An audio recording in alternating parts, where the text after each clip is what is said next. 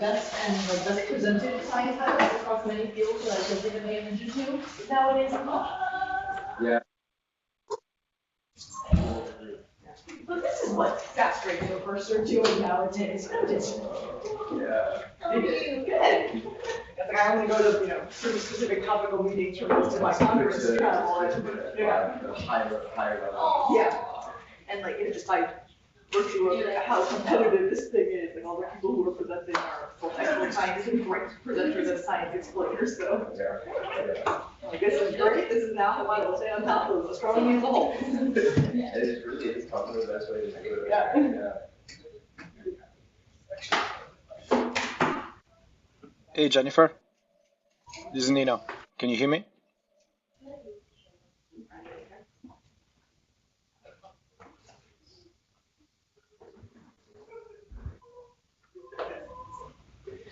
Where are you at? No, Hey, Nino, 1 second. Sorry, we can't hear you in the room. Oh, okay, that's what I thought. I look enough to be a postdoc. Yeah, I took over from Don Bellino, who I lead the exoplanet saving arm of this nowadays.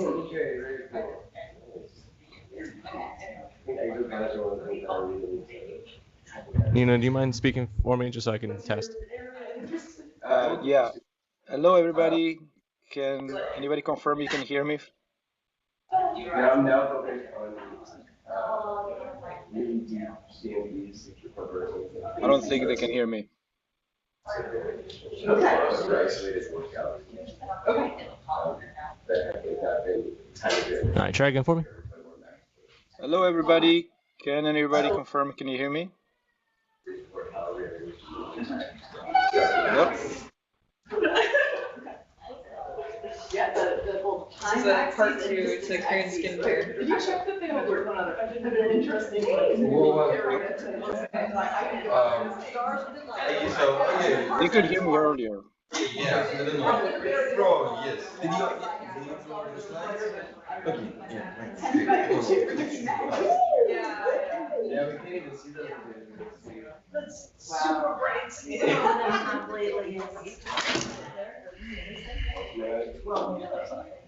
I'm down at stars at like 27. Sorry to mess up your audio settings.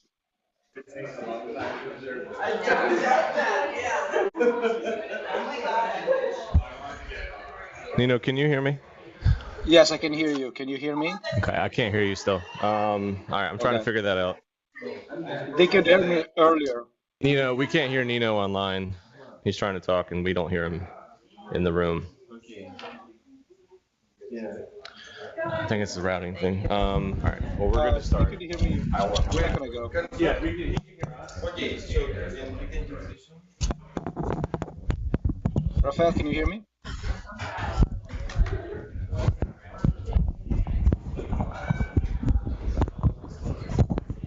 Hello? Hello? Hello? Nino, can you hear us? Yes, I can hear you. Can you hear me? Can you hear me?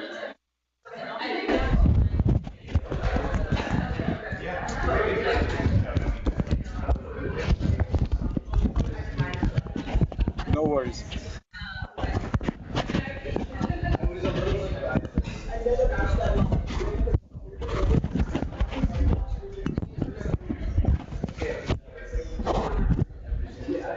Okay, can you test? Yeah, hello? Hello? Nino, can you hear us? Hello? Is it okay? I don't think. Abigail, can you hear me? Okay. Is it okay? I think so. Okay. Can you pause here?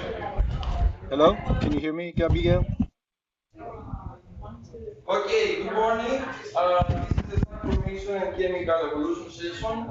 And our first speaker is Abigail. So, Abigail, the floor is yours. Thanks. Hi, everyone. Yeah, I'm a first-year Hubble Fellow at Berkeley, and I'm going to be telling you today about how to use resolved AGB stars to understand galaxy formation. So I want to start with this image of the Andromeda Galaxy taken by Hubble. And Hubble really allows us to resolve these individual stars in the disk of Andromeda.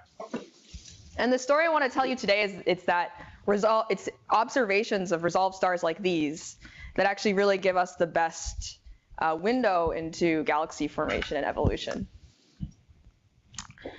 So the way that we kind of do these analysis is through a process called galactic archaeology. And it's called that because we're using the current observations of the resolved stars, gas, and dust in a galaxy to try to uncover how a galaxy formed in its past. And the way we do this is by, you take your galaxy, and for every star, you measure two properties: how bright it is and its color. And you plot it on a diagram like this, called a color magnitude diagram, where the stars at the top are the brightest. And as you move to the right, you get redder and cooler. And what's cool about a diagram like this is that you can actually differentiate between different types of stellar populations. So you have, your main sequence stars like our sun, but then you also have more evolved stars like asymptotic giant branch stars and red giants. And these stellar populations actually tell us about how a galaxy formed its stellar mass. And that's because these stellar populations have different ages. So for example, lower main sequence stars and red giants formed, they have much older ages. And so this is color coded by age. Whereas upper main sequence stars and core helium burners formed much more recently are much younger. So essentially by counting up the number of stars in different parts of the color magnitude diagram, you can figure out how that galaxy built up its stellar mass and the age of its stellar populations. And so this is an example of this kind of analysis. This red square is a Hubble Space Telescope observations of the local group galaxy IC 1613. And for this galaxy, we created this paper created this color magnitude diagram. And here I'm overplotting some isochrones, which are stellar evolutionary tracks, for different age and metallicity combinations. And so you can tell actually this really cool feature called the oldest main sequence turnoff. Despite different combinations of age and metallicity, it's really easy to differentiate between them for this particular feature. Whereas in comparison, you can see for like red giant branch stars, different stellar populations with different age and metallicity combinations will overlap on the CMD, and so it's really hard to distinguish between different populations. And so this is really emphasizing the importance of having super deep CMDs, because we need to resolve this oldest main sequence turnoff feature to measure the most robust star formation history possible. And so once you do that, you can fit these isochrones to a color magnitude diagram, and you get something like this. It's called a cumulative star formation history, where time equals 0, that's present day, you formed 100% of your stars. Time equals 14 gigayears at the beginning of time, you formed 0% of your stars. And what you might get are, these are 3 example star formation histories. So if you have an ancient star formation history, you formed most of your stars early and then the galaxy quenches. And this might tell you something about how reionization affects the galaxy formation. Or you could have a more recent star forming galaxy. It would look something like this, like the blue line, where you're forming most of your stellar mass more recently. IC 1613 had a constant star formation history, which would look something like this green line. And so now I want to tell you about how these studies of resolved stars have really been revolutionized, particularly in the near infrared with the James Webb Space Telescope, but other telescopes like Roman and Euclid. So this is another local group galaxy, WLM, and I'm showing in this green panel on the left a zoomed in version on the right. This is an image taken from the ground with Magellan. And you can see that in the near infrared, we're really only able to resolve the brightest stars in this galaxy, so like AGB stars, red giant branch stars. But HST really changed this game with its WFC3 IR camera. So for the first time, we're able to really resolve these faint stars, but also differentiate between the light coming from different stars because of the increased sensitivity and angular resolution of HST. But then the picture gets even better with JWST, and we are really, able to detect for the first time in the near infrared the faintest populations in these local group galaxies. And so that galaxy was at a distance of about 1 megaparsec away from us. This galaxy, very famous galaxy M87, is about 20 times further. It's in the Virgo cluster. Its supermassive black hole was imaged by EHT. I'm showing now, again, zoomed in images of M87 taken with JWST, And even at distances like these, we're still able to resolve stars in these galaxies, which is really cool. This is another zoomed in panel, and you can see even the relativistic jet coming out of the black hole. And this is a typical color magnitude diagram that we get for galaxies at distances like these. And you might notice now we're now only resolving the brightest stars in this galaxy because it's such a farther distance. So we're able to see the AGB stars and the RGB stars, but the oldest main sequence turnoff feature is at 32 mag, way too faint to resolve with even with JWST. And so I want to point out that these AGB stars, which are among the brightest stars in a galaxy in the near infrared, are 1,000 times brighter than the oldest main sequence turnoff. And so we're easily able to resolve these stars, even in distances like these with JWST.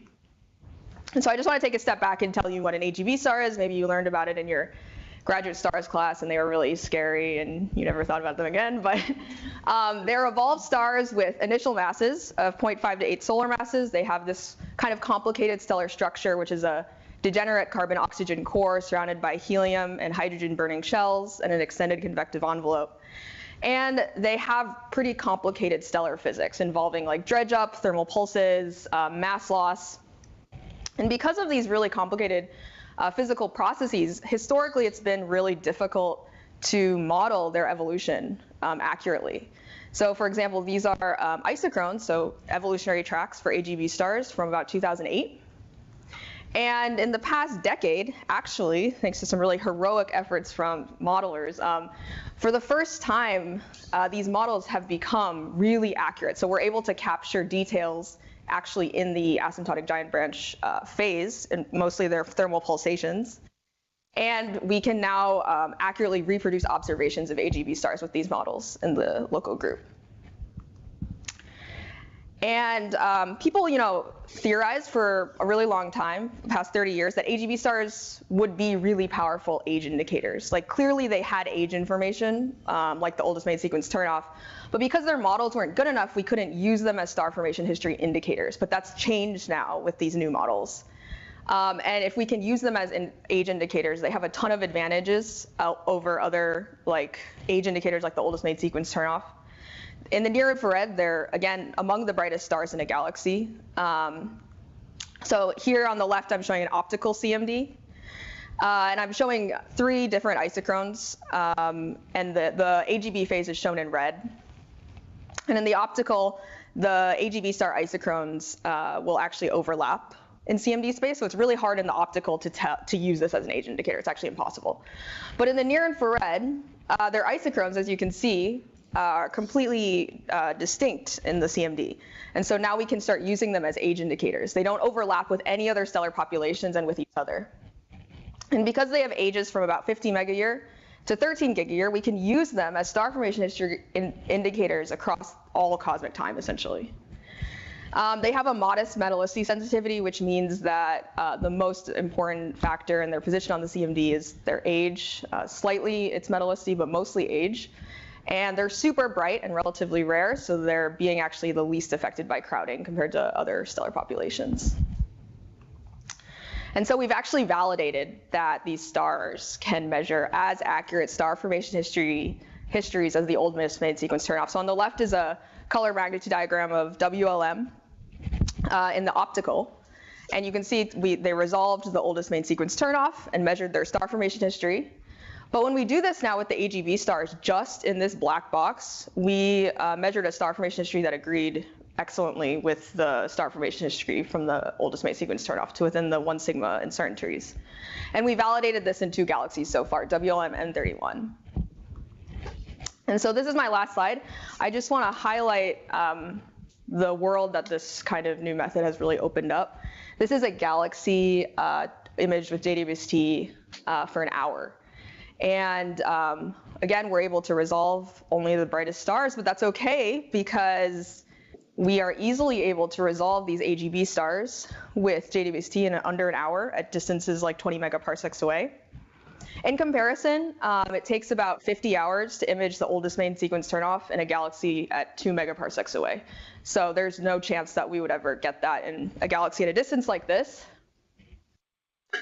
And there are 15,000 known galaxies within 50 megaparsec volume, probably more that we haven't discovered yet. And that's how far we're going to be able to use this method to measure star formation histories. Particularly not only with JWST, but also Roman and Euclid, we can now start measuring resolved star formation histories for galaxies out to this volume, and that's going to be super powerful because we only have resolved star formation histories for 2 L-star galaxies right now, M31 and the Milky Way. And so if we really want to understand hierarchical galaxy assembly, we're going to need a larger sample. I'm particularly really excited about J-Virgo, which is a JWST Treasury program that I'm co-PI on. It's a 150-hour treasury program to image 80 Virgo cluster galaxies. And we can really answer questions for the first time like, how do galaxies in cluster environments form? How do elliptical galaxies form? We don't have any resolved star formation histories for elliptical galaxies yet. And I've learned a lot from you guys, like there's other applications. What are the stellar environments of FRBs? What are the star formation histories of type 1a supernova hosts? How does that affect their absolute brightness? We can answer these questions for the first time with this method. So I'll just leave the summary slide up, but I'm super excited and I hope you are too. Thank you.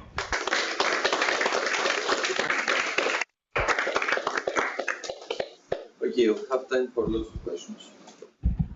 Yep. Excellent talk. Abby, this is awesome work.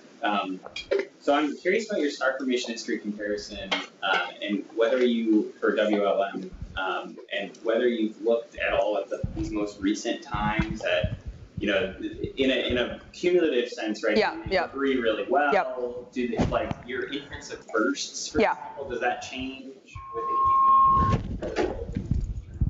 Yeah, so I don't have a backup slide, but the amplitude and the timing of the bursts also agree within their uncertainties. Okay. Yep. Yeah, Chad. Oh, sorry. And then it's it. Yeah, you can go. Yeah, please go. Okay, great talk. So what do you think the remaining uncertainties are in AGB models that would create problems for, you know, the reconstruction of the star formation histories? And, you know, the AGB phase is also very short, right? So you deal with stochasticity issues when you're doing the modeling. Have a limited number of stars to work with. Yeah, so you do need at least, we did some like simulations and mock tests. You do need at least 1,000 AGB stars for like the uncertainties to be reasonable. And so that means you can't do this kind of method in dwarf galaxies under like 10 to the 7th solar masses.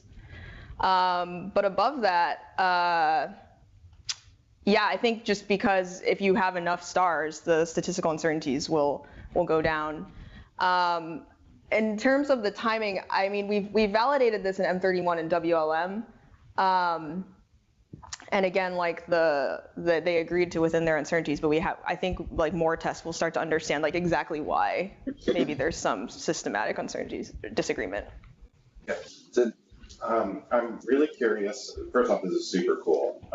I'm really curious about like rolling the clock back. What are the galaxy mass ranges that these samples are sent to? If we're starting to think about like what these things look like at Redshift 2 and Redshift 4, right? Because that's what you're doing with these star formation histories. The thing that's been surprising to me is how smooth a lot of the profiles that you guys have been finding. Because on the flip side, at very high redshift, we're now seeing evidence that the early universe was like bursty as heck. Mm-hmm. And so I'm curious, like, are there systems where you see signatures in that? Or are you going to like low mass ranges that would be like maybe some galaxies at redshift 7? Yeah, so really only again like 10 to the 7th. We can only use this method for galaxies larger than about 10 to the 7th solar mass, so not dwarf galaxies. But that's like a redshift 0. Yeah. I mean, definitely not at Redshift 2 because we can't resolve these stars. No, sorry, I'm asking about like it's awesome that you can do this with a Redshift 0 galaxy. Okay. Right? Like what you're doing with the star formation history is trying to figure out what he's doing at Redshift 2 at Redshift 4. So Mm-hmm. you like. Oh, I see what you're saying. I see what you're saying. Okay. Okay. Is your question like, have we been able to resolve more like burstiness instead of Sort of smooth? two-part. At first I was trying to Yeah. understand the mass range a little better, and then the second thing is like, why are they so smooth? Like, I mean, in M31 we do see more burstiness. Like that has a well-known star formation burst at like 2 gigayears or something, and we did recover that. Oh, so they have Russian too. Yeah, yeah. Do you think you could push that farther? To older ages, you mean? Yeah, we can do this up through all cosmic time. That's so cool. Yeah, yeah. Okay, one last question. In the meantime, the next speaker can come forward, please. Hi, this is so cool. Okay, the next speaker. So, you know, like we have been measuring star formation histories in these galaxies for the last many decades, just through looking at their integrated light, which is like nowhere near what sensitivity you're going to be able to get using these methods, because I think it's like much more granular. I'd be curious, like, have you tried to make it? What's nice about integrated light is that, yeah, those main sequence stars are so freaking faint, but you have so many of them that in the integrated light can actually make a big contribution. So I wonder if there's like, have you thought about some way of combining existing methods in integrated light with these like AGB, more granular star formation histories? Like, they probably would inform each other. And, I don't know. No, I haven't looked into that, but that sounds great. Yeah, we should do that. Yeah. Okay. Okay, let's thank our speaker again.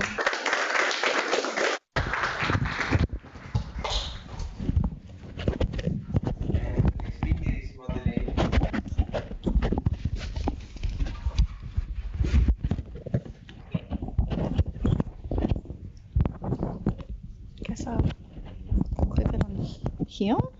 Is this gonna work? Okay, look, lanyard is coming in handy. All right, great. Yeah, sweet, thank you. All right, hi everyone, I'm Maddie McKenzie. I'm a Hubble Fellow at the Carnegie Observatories in Pasadena.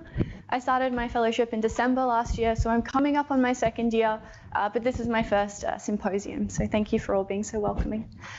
I'm talking today about lithium and its insights into globular cluster formation and stellar evolution. And whenever I talk about lithium to the public, the first question I usually get asked is like, oh my gosh, is this so you can like figure out batteries? Like, can you make more batteries with this lithium? And I have to go, not quite, sorry. Astronomers aren't that helpful.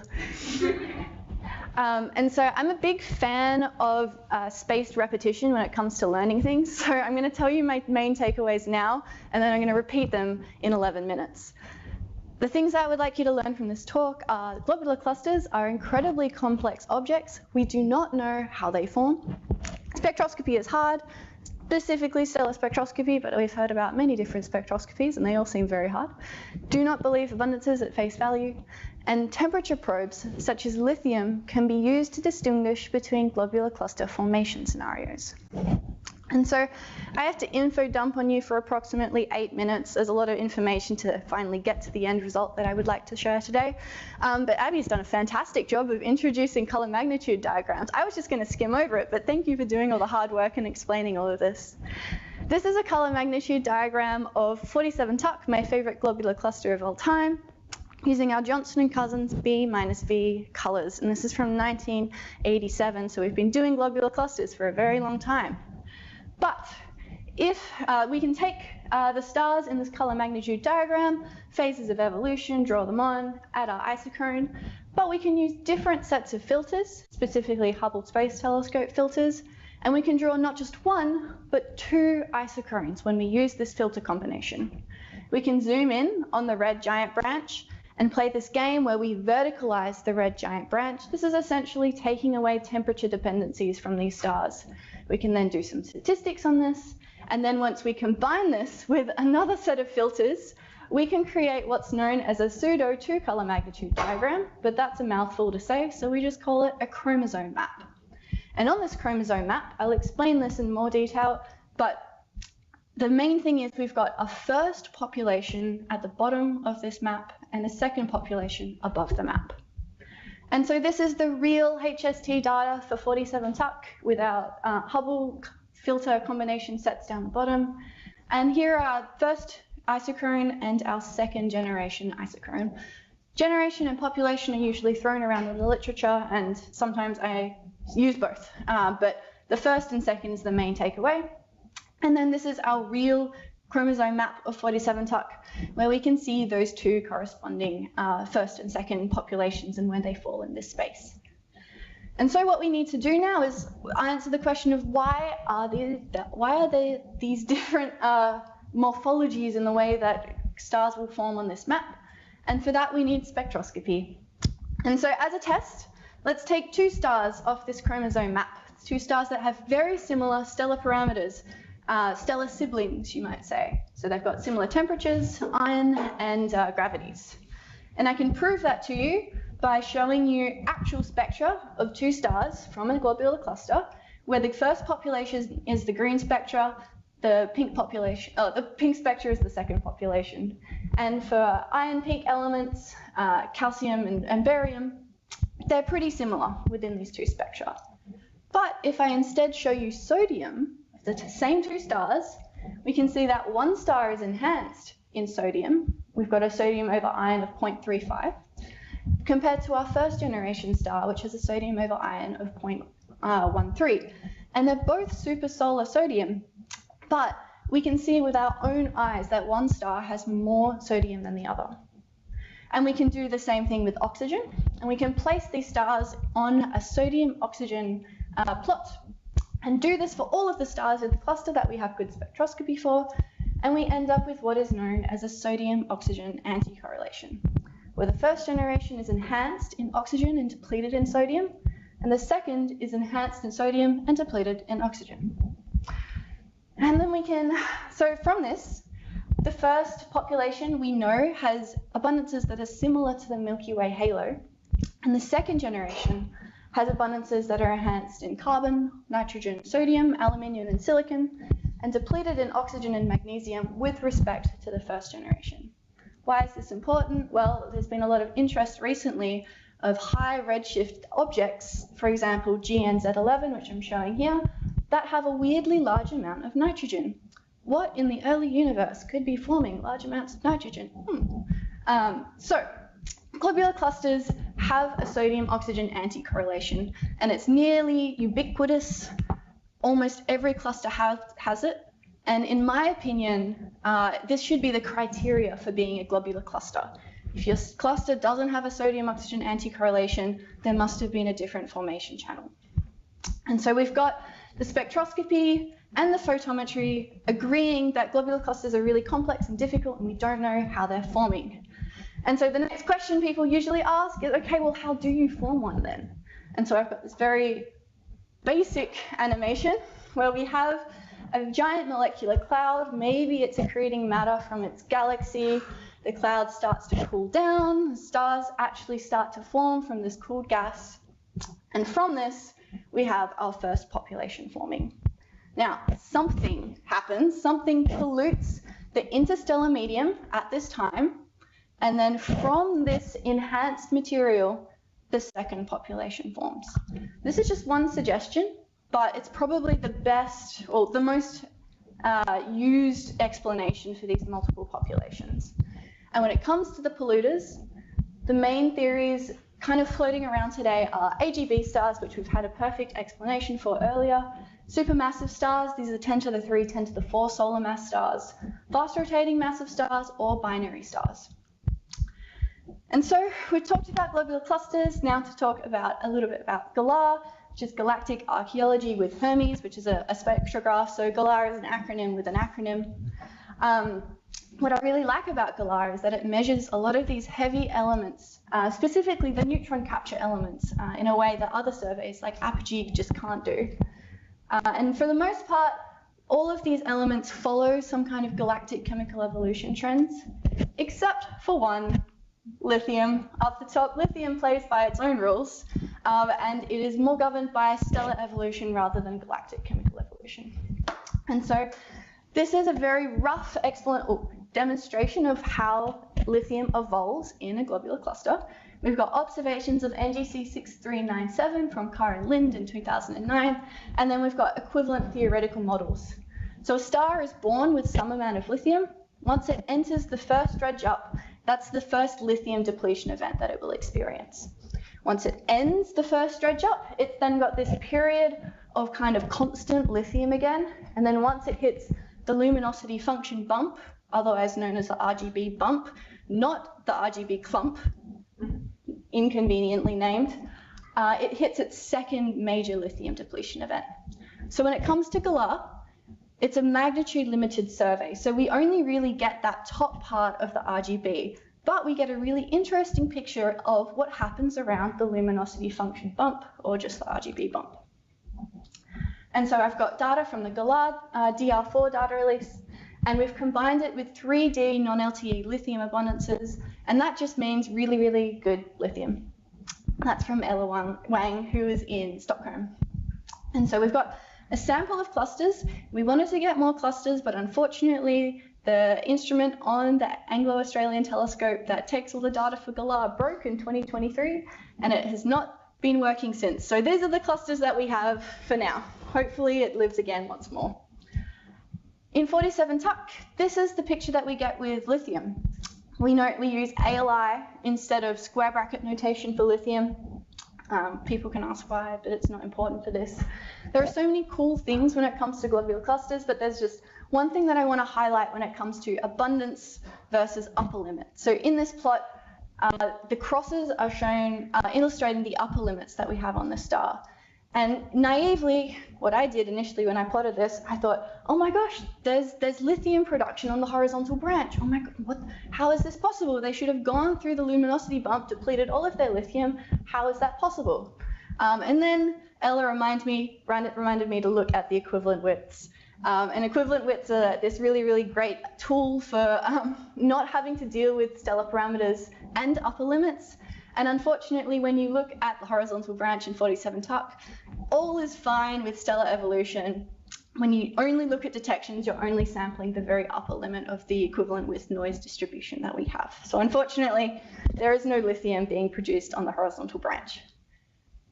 Other clusters that we have in Galar have some really cool patterns that we see. So in M4, we've got this beautiful lithium depletion pattern where it's just almost, it's too perfect for me. And we can use the equivalent width to create a model ALI depletion profile.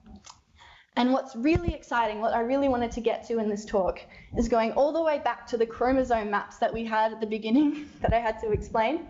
And we look at that really thin part of the red giant branch where we know lithium is constant in that region before it hits the RGB bump. And we can see between the first and the second populations, there is a small difference in their lithium abundance, but it's definitely not what you would expect if a star had just formed from the ejecta of a supermassive star or a fast rotating massive star, something that gets to really high temperatures that basically burns lithium straight away.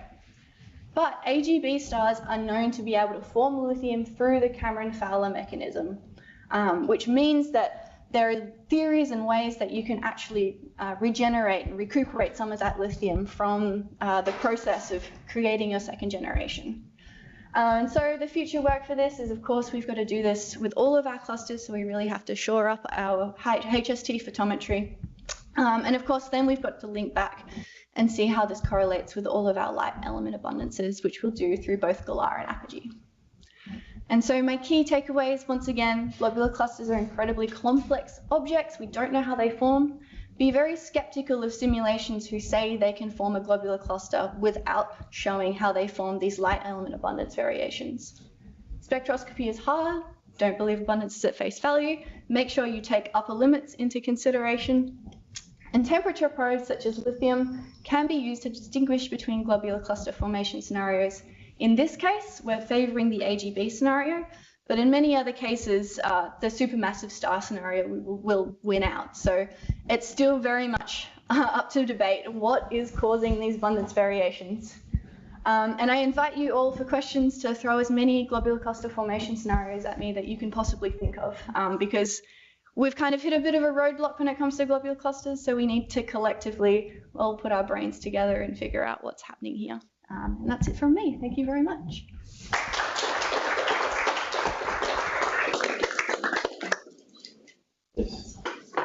So you mentioned that the lithium seems to favor the AGB star scenario, but my understanding is that the yields from AGB stars should get sodium-oxygen anticorrelation flipped, which would be counter to the definition of what a globular cluster is. You can invoke dilution to fix that. Essentially retip that yield table back over. That doesn't make sense. But you can tune the yields in order to recover a sodium-oxygen anticorrelation. The flip side is that other scenarios fail in doing magnesium-aluminium anticorrelation. So, you know, everything fails at some point.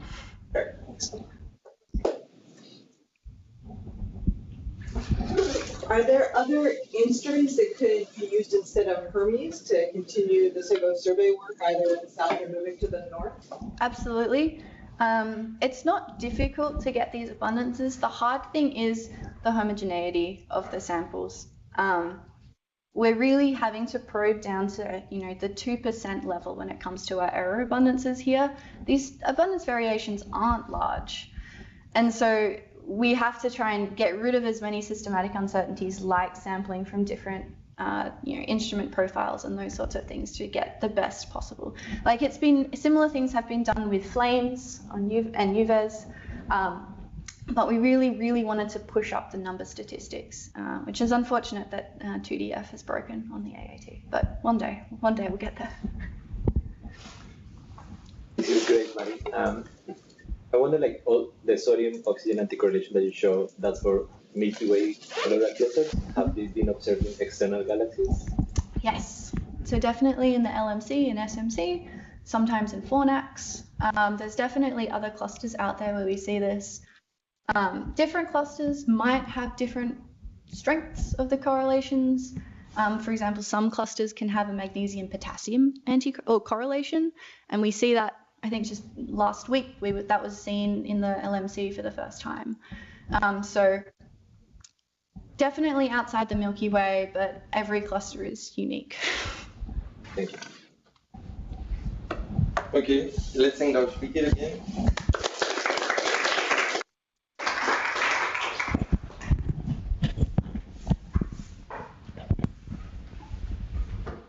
Yeah. Does this work?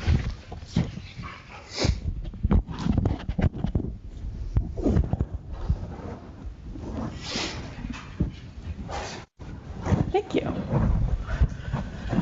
Okay. I have a lot I want to tell you. I probably was overconfident in how much I can get through, but today I'm Eliza Beveridge. Now we have 2 Carnegie postdocs back to back. Go Carnegie. And I just moved to Pasadena a couple months ago.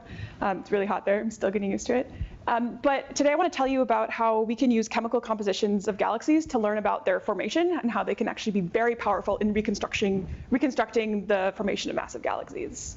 So since many of you don't think about massive galaxies, here's our current cartoon standing picture of how they form. So after the Big Bang, you know, the most massive halos had a large influx of gas with high surface densities that caused bursty star formation early in the universe. And these galaxies in the most massive halos we find quenched pretty early. They're quiescent is what we call them. And what was left behind is a compact red galaxy like this. And as the universe evolved over the last 10 billion years, we find that these very compact galaxies grow in size into the massive elliptical galaxies that we know and love today. And the main theory for how these galaxies grow in size is through galaxy mergers. If you have a galaxy with very little gas and you're accreting satellites, it can kind of puff up the atmospheres of the galaxy. So this is great, but we actually still have a lot of questions about how each of these processes work, like really big questions, like when and how did these galaxies form? Why did they stop forming stars so early when there's still a lot of gas around? And how do massive galaxies grow after they stop forming stars? Galaxies mergers is just like one theory. And now with JWST, like all of these questions are even more pressing. You know, we're finding galaxies that formed way earlier than we thought was possible given lambda CDM. Like in order to get the baryons into the halo in time, just like we can't do it. We're also finding way more quenched galaxies at higher redshift, and it's really hard to explain that. So these are all really big questions, and over the last even decade, we've been trying to answer these through a various number of methods. But I think a very promising future method that we're working on right now is chemical compositions. And it's kind of cheesy, but metals are woven into the fabric of galaxy formation. So it's true, like at every single step of this process, we're getting metals. So star formation, you know, you fuse new metals. When a galaxy quenches, it removes metals from the galaxy. And mergers will mix galaxies with different metal compositions together. And each of these processes leaves chemical signatures. So why haven't we done this? oh, I guess I'll just, reemphasize, it's really important. Metals tell us a lot. And one thing is also, you need to measure these metals as a function of time. You can't follow one galaxy through all of cosmic history. And so by tracing the metals of galaxies at many snapshots across cosmic time, you can piece together how these galaxies formed and evolved.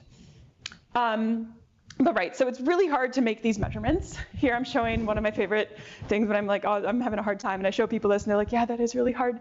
So star-forming galaxies on the left, and a quiescent galaxy on the right. And these are galaxies of the same stellar mass. But because, quiescent galaxies, they have lower mass to light ratios, not only are they fainter, they also don't have these like booming nice emission lines.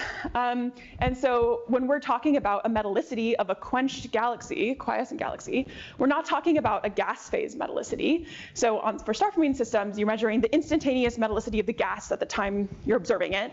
And you could have had like a big inflow of pristine gas, and that's going to really affect the metallicity you get out. But in a quenched galaxy, you're looking at the metals that have been locked in stars as it was forming, and so it's more of an integrated measurement.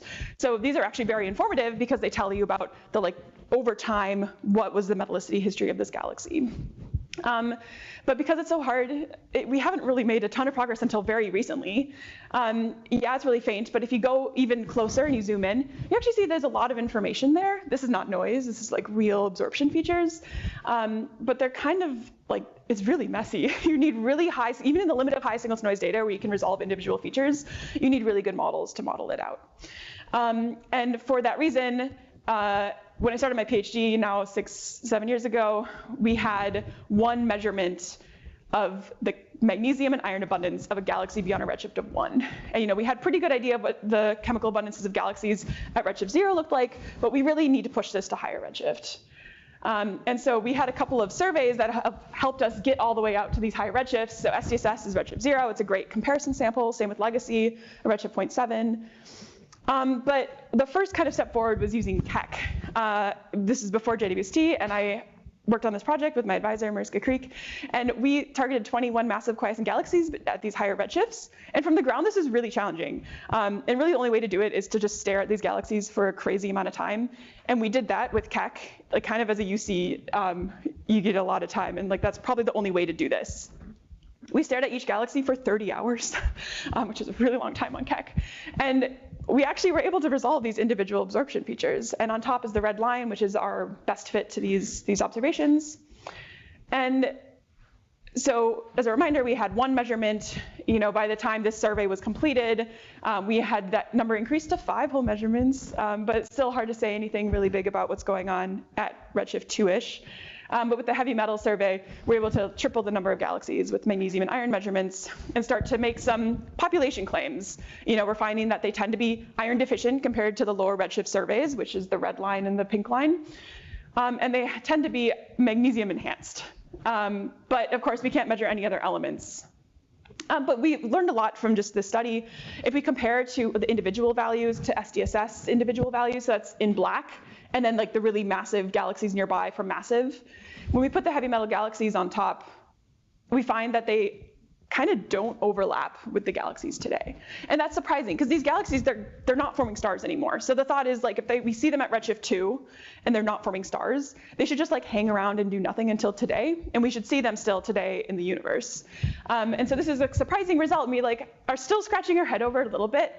One way that you can explain this is if you do this minor mergers. Well, minor mergers actually can't. If you do mergers, if you add another galaxy to it that maybe had a different chemical composition, it can boost it to a higher value. Minor mergers can't explain this because those are lower mass galaxies. And if you added a galaxy of very low mass, it'll have presumably lower metallicity, and you add it to these, it'll just make the problem worse. So this is still something that we're actively working on. And what this requires, the uncertainties here are pretty big. Our error bars are very large. I made them a gray so they don't look as terrible. But we have this new great instrument that we can start probing the chemical abundances at higher redshift with higher precision, and that's JWST. And so we were lucky to get a Cycle 1 program to look at 20 massive quiescent galaxies at similar redshifts, but with this great new telescope. And here are the spectra. So remember what the heavy metal spectra looked like? You could see the absorption features, but it's kind of messy. These spectra are crazy. They're really pretty. Turns out that having a telescope in space and also with high spatial resolution really gives you boosted signal to noise. And so we were able to measure not only magnesium and iron, but a whole host of other elements. And not only the other elements, but the uncertainties on the individual measurements decreased significantly. So here we have iron, magnesium, and carbon. We confirmed again that the iron abundances are lower, the iron to magnesium ratios are lower, and we're finding carbon abundances that are lower. And I can put it on this like abundance pattern plot where the x-axis is the atomic number of the element, and the y-axis is just the abundance of that element. And there's a couple of key features. So first, the red line is redshift 0, the pink line is redshift 0.7, and then the blue line is our median results from redshift 2. And there's a couple of key features. The alpha elements kind of have stayed constant over time. The iron and carbon measurements, however, have increased over cosmic time for these quiescent galaxies. Now, so I haven't even talked about like what do each of these elements tell us. So let's quickly do that. This is one of my favorite plots in all of astronomy. Sometimes I stare at it and I'm like, wow, this carbon in my body came from. Okay, so let's think about where these elements come from.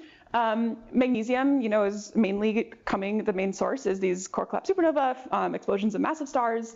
And because they're massive stars, when you form stars in a galaxy, they're the first things to go off. Like instantaneously, they're massive, they're short-lived, they go off right away. Iron does come from that source, but it also has a large contribution from type 1a supernova. And of course, those ones are longer. They take a while to go off because you have to wait for one star to evolve off the main sequence, become a white dwarf, and then it has to accrete, and then it has to explode, and that takes time. And so if you have a burst of star formation, it'll take a while before you get that extra iron contribution. Similar for carbon, which is kind of an intermediate element. You get a lot of carbon from AGB stars, and AGB stars can start contributing much earlier than type 1a, but still on some delay compared to core collapse. So we find these carbon and iron deficiencies in these galaxies. So if you think of a galaxy that formed very rapidly early in the universe, those stars that you're seeing today, they formed at a time before type 1a supernova and AGB stars could contribute significantly to the stellar populations, compared to galaxies at lower redshift that maybe they took their time forming, and as they were still forming their stars, they had AGB and type 1a enrichment happening. So you would expect in those galaxies to have higher carbon and iron abundances. And so that's kind of the picture that we've put together, that these galaxies quenched at redshift 2 significantly before AGB and type 1a enrichment, which gives you a time scale of formation of like very extreme, about 200 million years. And just for a visual, the 0 and 2 fell off. But the redshift 2 galaxies formed very much shorter than compared to the redshift 0.7 and the redshift 0 galaxies. Now remember, this is on average. And this kind of makes sense because galaxies that formed at redshift 2 is a very biased selection of the most rapidly formed galaxies because they only have had a certain amount of time to form. But by redshift 0, you're going to add to that population of quenched galaxies things that had like longer formation histories.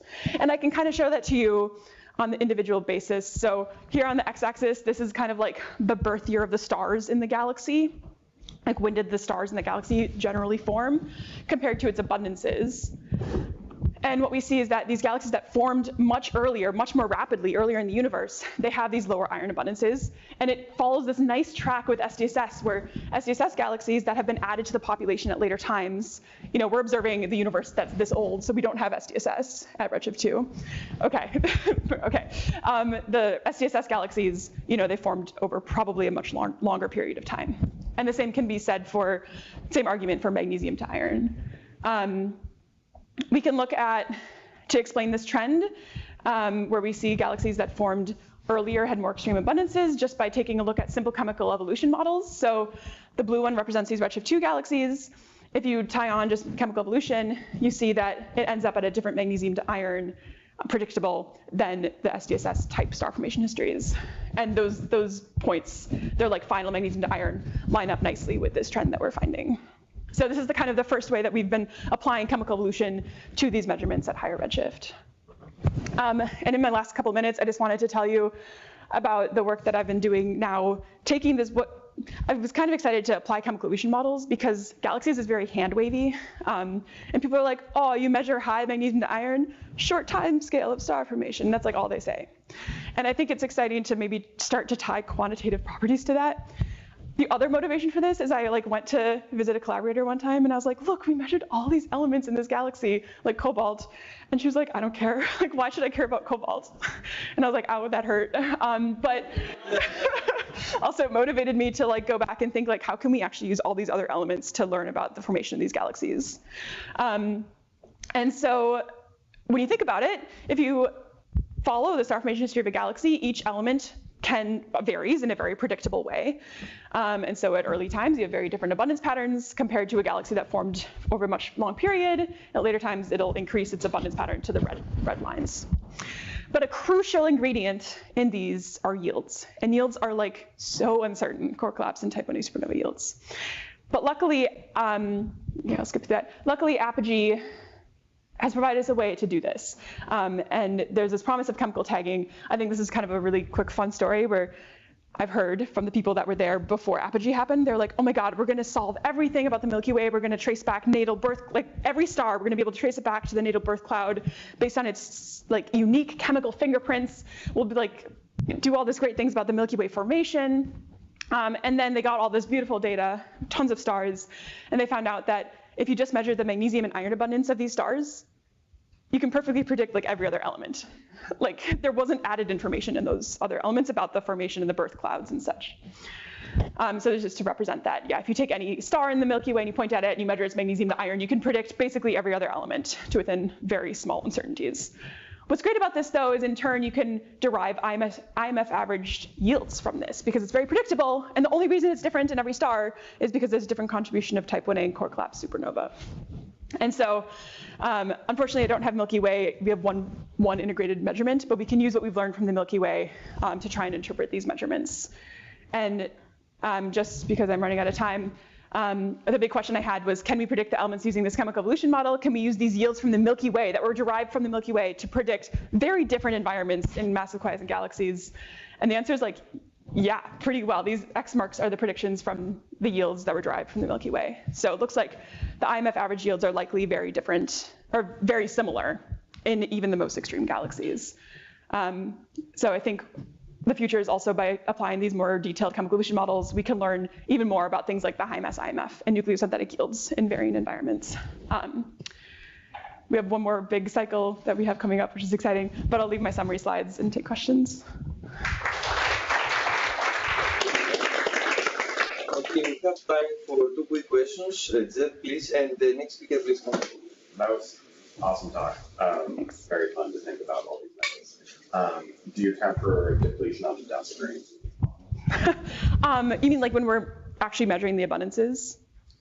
And trying to back out the formation histories, because my understanding is that you have some nonlinear loss of these from the ISM into dust grains, and it's quite complex. You mean the elements that are enriched into the galaxy that end up in stars, you might not get those elements because... So you're trying to infer the abundances from absorption lines based on gas phase metals, but... Not gas phase metals, it's stars. Oh, sorry. Yeah, so it's fully only in stars. We're only looking at the gas locked in stars. And so dust is actually, it's nice that we don't have to worry about dust as much in that. Sorry. Yeah. Okay, one last question, yeah. So how independent are your abundance measurements really? Because most of the time people fit stellar models to the data. And those models make a lot of assumptions about how the elemental abundances are. For example, Apogee, it's not clear to me whether or not you can just predict based on 2 elements all the rest of them, or what you're really doing is predicting what the pipeline does when it measures these abundances. There's been a lot of discussion about that, at least in that data set. Okay. I mean, can you tell us more about how you're actually measuring these abundances? Are they actually independent measurements, or are they correlated? Our spectra are all very correlated because they've been smoothed significantly, so that is the case. But in our models, I've learned a lot about models. Models are scary. But what we're doing is we're varying individual elements in the stars and then adding them all together and seeing what kind of a galaxy we would have. And they make they make impacts on both the colors of the galaxy, so on the shape of the continuum, and also on individual lines. So if you increase the magnesium, you see much deeper magnesium. And they've been able to separate out the effects of, those IMF effects, because we're looking at integrated measurements. It's really complicated, but I do actually believe that we're varying everything simultaneously and let every element be a free parameter, and we get, the corner plots with degeneracies, but I think we're actually measuring elements, yeah. Okay, let's thank our speaker again. The next speaker and last speaker of this session is Emily Griffith.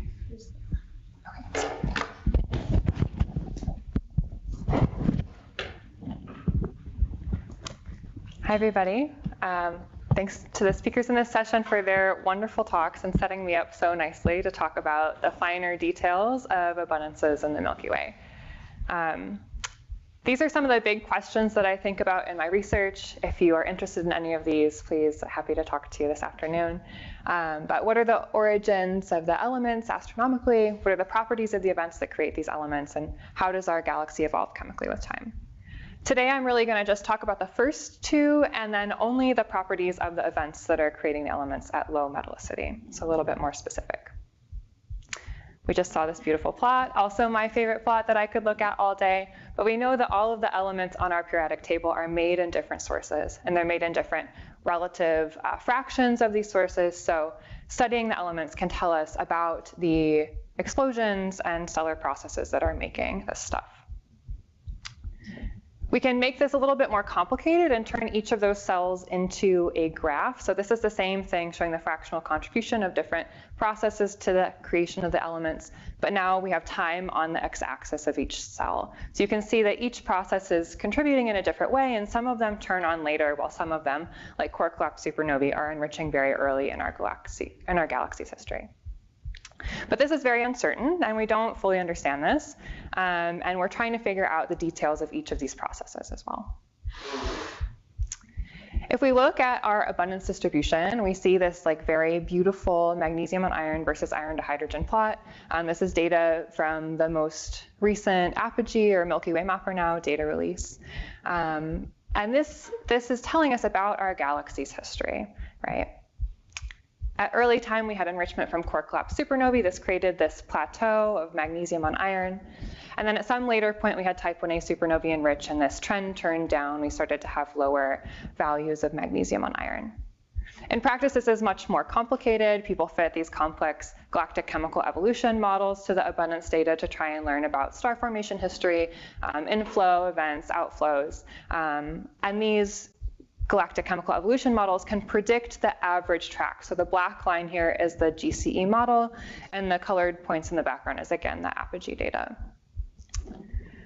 But we see a lot of abundance scatter, right? When we look at this plot, this is scattered around those average trends. And if I go back to the GCE model, the GCE predicts this average track, but we see a lot of scatter around that line. So what's causing all of this scatter that we see? There's many different potential sources that we don't fully understand, like how each is contributing. But here I have listed a few of them on the right. This top one, variations in the ratio of quark-collapse supernovae, type 1a supernovae, and AGB stars, likely is dominating this scatter that we see at higher metallicities. So we have that average trend, but then at higher metallicities, some star might be born in a region that had more enrichment from type 1a supernovae or AGB stars, so it might have more iron or more carbon or something. And a star that's born in a different region might have slightly less. So we have that still average enrichment from all of these processes, but different stars are going to have a different mix of elements based on where they're born and how much of each of those different processes we have. And the model that Eliza was just talking about earlier, where we can predict stars' abundances based on their magnesium and iron, really captures this scatter, especially at high metallicity. There's many papers that have studied this and shown that a lot of the scatter can be captured by just this two-dimensional model. At low metallicity, though, things are a little bit different. We don't have strong enrichment from these delayed processes like type 1a supernovae and AGB stars. Instead, we think that a lot of the scatter might be coming from stochastic sampling of the underlying distribution of enrichment events that's producing the elements. So maybe stochastic sampling in mass or in different stellar properties like rotation or magnetic fields or something. And we see a lot of scatter at this low metallicity end. But the impact of this scatter and the abundance deviations that we see are very small. Sorry, I'm going to go back to the IMF scatter again. So if we have our IMF and we have a finite amount of mass that's produced under that, we're going to have different populations of stars. So here's just 2 draws from the IMF, stellar mass on the x-axis. You can see we have some more massive stars and some less massive stars here. And stellar yields depend on mass. They depend on different properties like rotation, magnetic fields. So if we have different draws from the IMF, we're going to have inherently different abundances in a population if it's not well-mixed gas. Okay, to measure this, we need very precise abundances. So our apogee data that we've heard about earlier can get pretty precise at higher metallicity, but it's not very precise at low metallicity. And the signatures of this scatter we expect to be very small, so less than 0.04 dex. To measure this, we need very high resolution spectra and precise stellar abundances. So in my thesis, I took a bunch of data with Pepsi on the Large Binocular Telescope. And I agree with Maddie that stellar abundances, you cannot just trust at face value. They're very difficult, right? So a key point of this was that we were trying to get a very homogeneous sample so that we could look at the scatter in the population. So fair if you don't want to trust the absolute abundances that I'm about to show you, but we think that we can trust the dispersion between the abundances, and that's what we really are trying to study. Our spectra are beautiful, right? High resolution spectra are gorgeous. So this is just a sample of some stars across our metallicity range. So we have the highest metallicity spectra is the bottom one, and the lowest metallicity spectra is the top one. And even in that lowest metallicity spectra, you can still see these really, really strong lines. So I derived abundances of a bunch of the light and heavy elements at the end of my thesis. But lately I've been working with an undergrad at CU Boulder to try and derive the heavier elements from these spectra as well. So this is Marissa Bloom at CU Boulder. And so again, I'm showing those same stars or similar metallicity stars and the heavy element lines that we have in these spectra. And some of them are very, very faint at the lowest metallicity end, but trust me that most of them have a tiny, tiny little dip there that we can detect because our spectra have very high resolution and high signal to noise. So we derive all of these abundances, and here they are relative to iron. In purple, the gray points in the background are the GLOSS sample, so another big spectroscopic survey that is able to measure these heavy elements, but doesn't have the level of abundance precision that we need to do this work at low metallicity. You can see just by eye that we have a really big range of scatter here. The lighter elements have much less scatter in them than the heavier elements, and we see some interesting trends with metallicity that I won't talk about too much in detail. I'm deriving abundances with Korg. This is a new stellar synthesis program made by Adam Wheeler, so really awesome. Happy to talk about it if you're interested in deriving abundances. But we can measure the amount of scatter that's in each of these different abundance distributions, just fitting a linear model to the data. And this is the value of the intrinsic scatter that we pull out. So I'm removing the photometric component and showing that in the black lines here. That's variations from any type of like issues in the data reduction process or just the photometric noise that we have in our spectra. And then in the teal color, I'm showing the intrinsic scatter that we measure in each abundance. So most of these intrinsic scatters are pretty low, and the photometric noise that we're measuring is a factor of 2 less than this intrinsic scatter. So we think we're actually detecting it. It's not a limit. You can see that our lighter elements have much less scatter than our heavier elements, to a large degree for some of these heavy elements. And sodium is super weird, and I like to point out that sodium is a lot more similar to the heavy elements than it is to the lighter elements. So what does this matter? Why do we care how much scatter is in these abundances? Well, it can help us learn about the enrichment events and what is producing these different elements. So I'm going to break down that periodic table into a couple different groups. We can break up our elements into these subgroups based on the types of processes, like at the nuclear level that's producing that's leading to their production. So we have alpha elements, iron peak, the first S process peak, which is slow neutron capture, second S process peak, and R process, which is rapid neutron capture. And we have all of these different sources that are each producing a different category of elements. Generally, it's a little variation here, but we have our core-collapse supernovae, which can make alpha elements and iron peak. But to make these first S process elements in core-collapse supernovae, you need them to be rotating rapidly. We also have our type 1a supernovae, AGB stars, neutron star mergers, and our neutron star mergers can make some of this heavy stuff. But we also have our really rare supernovae, like magnetorotationally driven supernovae and electron capture supernovae that can produce some of these our process elements. And these things are very poorly understood, but they're an option for an event that could create this material.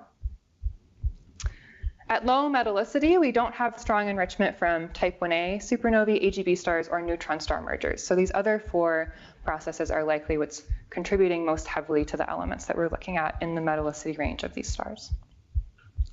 So let's focus just on our normal non-rotating quark-clop supernovae for a second. These produce a lot of the alpha elements. They can produce iron peak elements.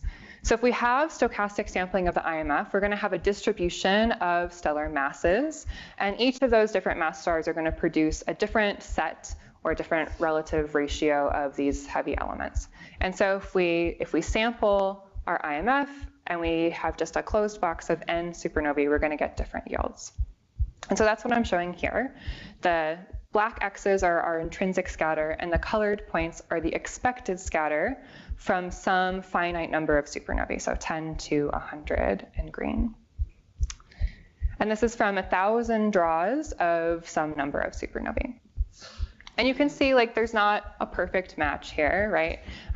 But our scatter is much less than we would expect if we only had 10 quark-clop supernovae, and a little bit more than we would expect if we had 100. So order of magnitude, it's probably close to about 50 supernovae that are enriching this gas at low metallicity. And this corresponds to a gas mixing mass of about 6 times 10 to the 4. Though there's a lot of wiggle room here depending upon which element you might try and derive this from. But this is really cool, right? We can use the scatter to learn about the population of stars that's enhancing the gas that we're looking at now, the stars that we're looking at now at low metallicity. This is just for the light elements. So if we go back to this diagram, and we want to think about this next group of elements, our first S process peak. To produce those, we need to add rotation into the mix, because our non-rotating supernovae cannot produce these light S process elements. So this is a very similar plot, but now the thing that's changing is the fractional contribution of rapidly rotating stars, and I'm only looking at the heavy elements here. The top panel is showing the scatter expected from some fraction from 0 rapidly rotating in the dark colors to 100% rapidly rotating in green. And at the bottom, I'm showing the average abundance expected from that model set. And you can see that these models with the rapidly rotating massive stars can produce up to zirconium, but they can't produce these heavier elements that we're seeing in the data. And that you need this rapid rotation, in some cases a very large fraction of rapid rotation, in order to reach the measured abundance. It's really hard, though, to derive a fractional rotation from this type of analysis of the scatter because our yield sets are not robust enough. So when we were doing this comparison with just the non-rotating quark-clop supernovae, the grid that I was using had 200 mass points. So it's easy to get a stochastic scatter signature when we have a large grid that has a diversity of yields like we might expect in reality. But our rapidly rotating yield sets are much more restrictive. The one that I was comparing to there only had 9 mass points and 2, maybe 3 for some of the other grids rotation points. So we're just getting like an average sense, and it's really hard to get a accurate estimate of scatter from these really restrictive grids.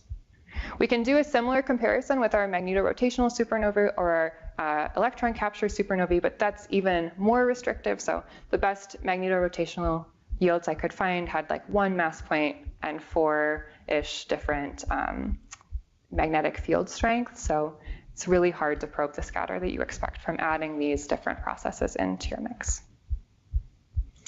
So I'm just going to end with my summary and stress that our abundances are really powerful tools. They can tell us about the general enrichment, but also the properties of these events that are contributing to the abundances we observe in our Milky Way galaxy.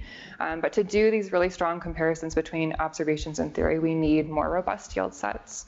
And if you are interested in doing yield development, I'm happy to talk to you because I'm really interested in trying to push this to a regime that's better for comparison with observations. Thanks.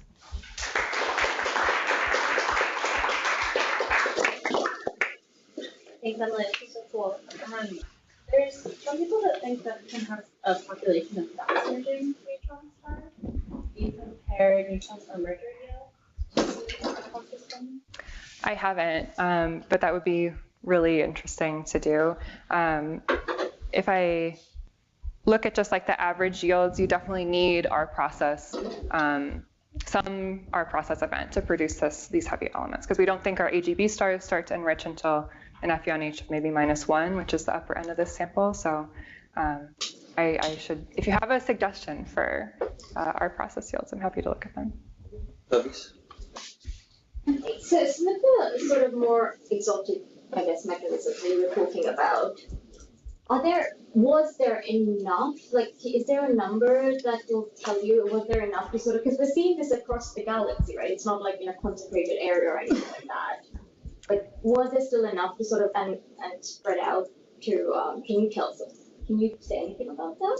Yeah, I think that it would be amazing if we could, right? Like my hope would be that we could say, okay, we need some fraction, like 1%, 5% of these really rare events to be able to produce the scatter and abundances that we see. But just I don't think that the yields are strong enough to be able to robustly say that. I think that the predictions I've seen is that like at solar metallicity, you might expect 1% of magnetorotationally driven supernovae, but you expect more at low metallicity, but I don't know good constraints on what more means.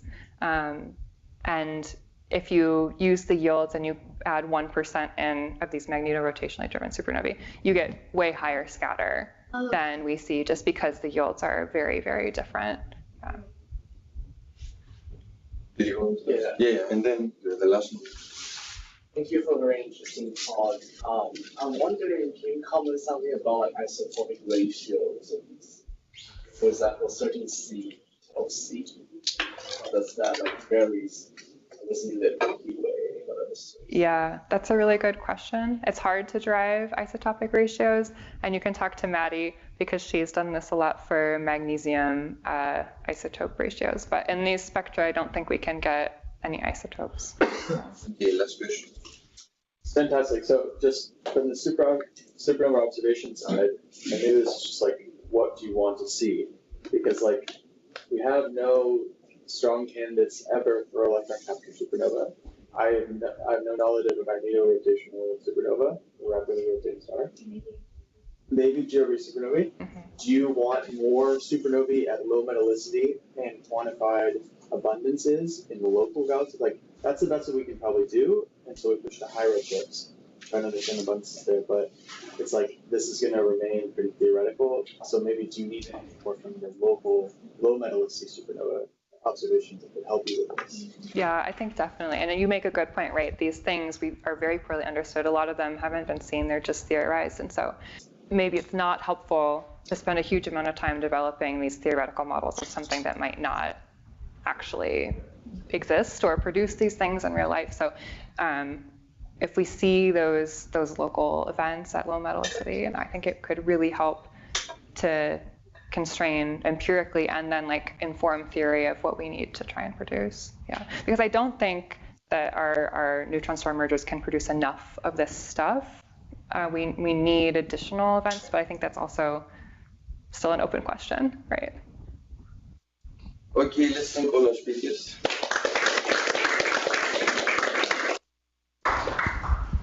Okay, we'll do coffee break in just a moment, but I think Nina was hoping to unmute and say a couple words, and so we need a little bit of assistance yet in the back to make that happen. Hello, everybody. Yeah, I have a very unstable connection, but I don't know if you can hear me. Yes, we can.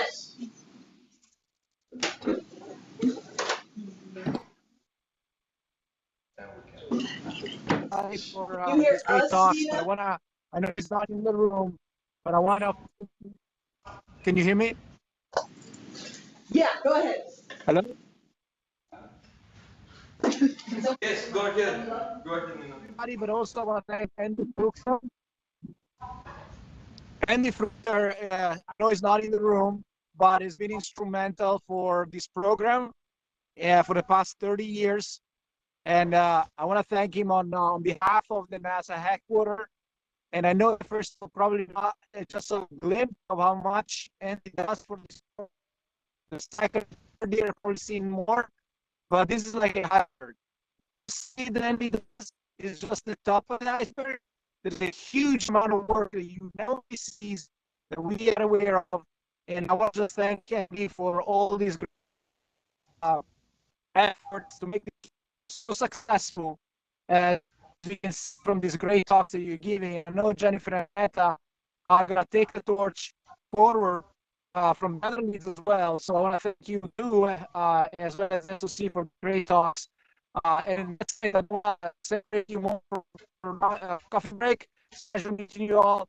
Again, thank Andy, sending me since this is going to be his last symposium for a while. He's going to sabbatical. I think he said it yesterday.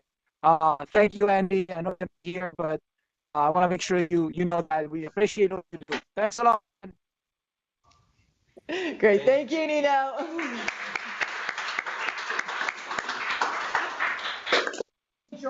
Big thank you. Who has done a wonderful job of leading this program for many years. Annette and I are going to try very hard to fill those shoes, which are large and intimidating. And yeah, okay, so we've got a coffee break now. I would vote we take the half hour if people want it, instead of trying to rush it into 15 minutes. So let's come back at 11:45, and then we'll just nudge the last session a little bit later.